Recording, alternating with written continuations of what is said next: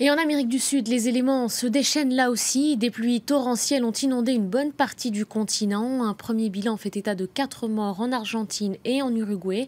Et au moins 160 000 personnes ont dû quitter leur maison. Florent Rodeau. Il est désormais bien difficile de reconnaître la petite ville paraguayenne de Falcón.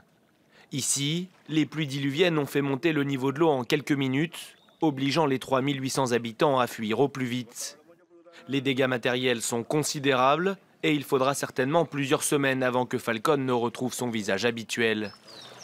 La capitale Asunción a elle aussi été particulièrement touchée et 90 000 personnes ont dû être évacuées par les autorités locales. La situation me fait mal. Pas pour moi, car j'ai les moyens de survivre. C'est surtout pour les personnes âgées qui doivent emporter avec elles leurs affaires. C'est vraiment très triste. Le gouvernement a déclaré l'état d'urgence à Asunción et dans 7 provinces du pays. Il devrait très prochainement débloquer des fonds pour venir en aide aux populations affectées.